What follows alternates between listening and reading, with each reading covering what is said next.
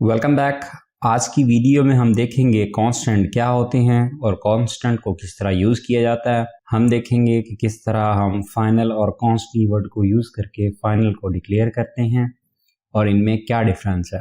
So basically पिछली video में आपने वेरिएबल को देखा था कि आप कोई भी वैल्यू जो है वो वेरिएबल को असाइन कर देते हैं और वेरिएबल जैसा कि नाम से ही आपको सजेस्ट किया जा रहा है कि ये इसकी वैल्यू जो है वो चेंज हो सकती है, जबकि आपके कांस्टेंट की वैल्यू चेंज नहीं होती। कांस्टेंट जब आपने एक वैल्यू असाइन कर दी तो वो वैल्यू वही रहनी है throughout the program, throughout the application. So sometime ऐसी कन्फिग्रेशंस होती हैं जो वन टाइम आपने इनिशियलाइज करनी होती हैं और उनकी वैल्यू चेंज नहीं होती। For example database name, for example application name. तो ये वाली जो कॉन्फ़िगरेशन होती हैं इनकी जो वैल्यूज़ होती हैं ये चेंज नॉर्मली तौर पे नहीं होती। तो इन चीज़ों को हमने डिफाइन करने के लिए कांस्टेंट को यूज़ करते हैं, जबकि नॉर्मली तौर पे बाकी जो चीज़ें होती हैं उनकी वैल्यूज़ को हम स्टोर करने के लिए वेरिएबल्स वगैरह यूज़ करते हैं, फॉर एग्जाम्पल नेम एटसेट्रा। तो चलिए स्टार्ट करते हैं। ये हमारा कोड एडिटर है। मैं सबसे पहले जो है कांस्टेंट डिफाइन करता हूँ कॉन्स्ट कीवर्ड को यूज़ करके। देन मैं जो है वो लिखता हूँ लेट्स सपोज ऐप नेम। यहाँ पे मैं लिखता हूँ माई POS सेमीकोलन एंड देन अगर मैं इसको प्रिंट करूँ ऐप नेम को सेमीकोलन के साथ, सेव करने के बाद मैं इसको रन करता हूँ।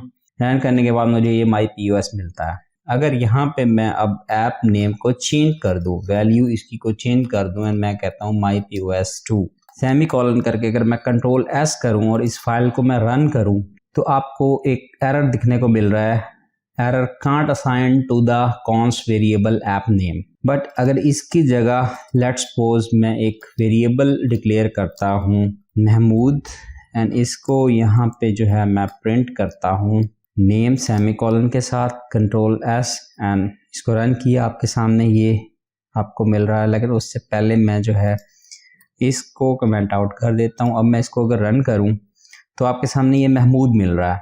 अगर यहाँ पे मैं नेम की वैल्यू को चेंज करके खलील कर दूँ, सेमीकोलन लगाऊँ और कंट्रोल S करके अगर मैं इसको रन करूँ तो आपको ये खलील मिल रहा है। यानी वेरिएबल की वैल्यू को हम चेंज कर सकते हैं। जस्ट इसका मकसद मैंने आपको इसका डिफरेंस बताना था। मैं इस कोड को ख़त्म कर देता हूँ एंड इसको भी यहाँ से ख़त्म कर देता हूँ। अब अगर मैं इसको रन करूँ तो ये आपको एरर मिलेगा। हम जो है कांस्टेंट की वैल्यू को चेंज नहीं कर सकते। सेकंड ये है कि हम यहाँ पे कॉन्स्ट के बाद जो है एक चीज़ और भी डिफाइन कर सकते हैं, वो है डाटा टाइप। तो ये हमारी स्ट्रिंग डाटा टाइप है, ये भी आप यूज़ कर सकते हैं। अगर मैं इसको रन करूँ तो आपको ये एरर कोई भी नहीं मिलेगा, बट इट्स टोटली ऑप्शनल। अगर आप यूज़ करना चाहें कर सकते हैं, ना यूज़ करना चाहें ना करें। सेकेंड आपका जो तरीकाकार है कॉन्स्टेंट को डिफाइन करने का वो है फाइनल कीवर्ड के साथ। यहाँ पे लेट्स सपोज मैं कहता हूँ डेटाबेस नेम, वो है जी माई POS DB। ठीक है जी। यहाँ पे मैं इसको प्रिंट करता हूँ एंड सिंपली जो है डेटाबेस नेम को अगर मैं यहाँ पे प्रिंट करूँ तो ये मुझे मिलेगा माई POS DB। इनमें कोई खास डिफरेंस नहीं है, जो डिफरेंस है वो मैं अभी आपको क्लियर करता हूँ। बेसिकली आप दो तरह से कांस्टेंट को डिफाइन करते हैं, कॉन्स्ट कीवर्ड के थ्रू और फाइनल कीवर्ड के थ्रू। यहाँ पे आपने डाटा टाइप भी मेंशन कर सकते हैं और फाइनल कीवर्ड के साथ भी आप डाटा टाइप मेंशन करना चाहें तो कर सकते हैं। It's again optional, so you can skip string. अब इनमें डिफरेंस क्या है? इनमें डिफरेंस, पहला डिफरेंस जो है वो ये है कि final variable can only be set once and it is initialised when accessed. Final keyword से जब भी आप कांस्टेंट को डिक्लेयर करेंगे तो जब आप उसको एक्सेस करेंगे तब उसको मेमोरी एलोकेट होगी, अदरवाइज उसको मेमोरी एलोकेट नहीं होगी। जबकि कांस्टेंट को आप जब भी डिक्लेयर करेंगे तो वो कंपाइल टाइम पे इनिशियलाइज हो जाएगी। आप उसको यूज़ करें या ना यूज़ करें, आप उसको यूज़ करें या ना करें, उसको मेमोरी एलोकेट हो जाएगी और उसको वैल्यू जो भी आप असाइन करेंगे वो इनिशियलाइज हो जाएगी। जबकि आप फाइनल कीवर्ड के थ्रू जब भी कोई कांस्टेंट डिफाइन करते हैं, जब आप उसको एक्सेस करेंगे तब उसको मेमोरी एलोकेट होगी एंड तब उसको वो वैल्यू इनिशियलाइज होगी। ये इनमें मेजर डिफरेंस है। सेकंड जो डिफरेंस है वो ये है कि instant variable can be final but can not be constant. इसका मतलब क्या है? इसका मतलब है कि अगर आप क्लास लेवल पे कांस्टेंट डिफाइन करने जा रहे हैं तो फाइनल कीवर्ड को यूज करके कांस्टेंट आप डिफाइन कर सकते हैं, बट कॉन्स्ट कीवर्ड को यूज करके आप कांस्टेंट डिफाइन नहीं कर सकते। उसके लिए आपको एक्स्ट्रा कीवर्ड एक यूज करना पड़ेगा जो कि है स्टैटिक। तो यहाँ पे एग्जांपल ले लेते हैं। मैं यहाँ पे क्लास डिफाइन कर लेता हूँ।